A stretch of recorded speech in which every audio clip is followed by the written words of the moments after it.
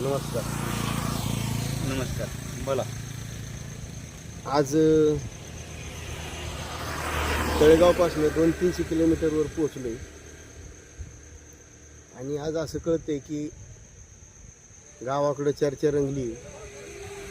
गावाचं राजकारणाच्या या उलट्या पालट्या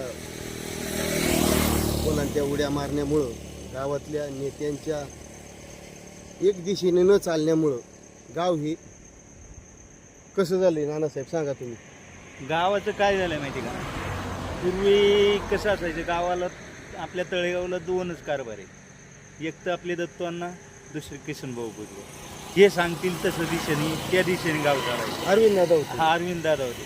आता काय झालंय, आता गावात माणसं कमी आणि पुढारीच जास्त झालेत आणि त्या पुढाऱ्यांनी गावाचा खरं नाश केलेला आहे. आज आपल्या गावाचं जिल्हा परिषद गटाचे 2 तुकडे झाले. 1 नंबर वार्ड गाव जिल्हा परिषद गट, तळेगाव जिल्हा परिषद गट होता. त्या गटाचं नाव आता सिक्रापूर आणि सणसवाडी जिल्हा परिषद गट झालं आहे. तळेगावचं फक्त प्रभाग म्हणून राहिलं आहे. ह्याच्यापेक्षा अजून किती नाचक्की झाली पाहिजे आपल्या गावाची.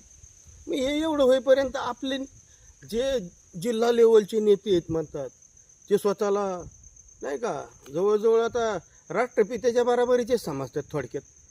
तर ते काय करत होते? एवढं गावाचं पार गणातून नावासहित गायब झालं. म्हणजे तळेगाव हा नावाला सुद्धा राहिला नाही.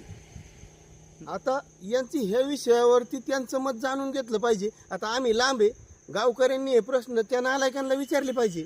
तुम्ही बाबा हो, तुम्ही नेमकं आता करताय काय? नाही, मूळ काय झालं माहिती का?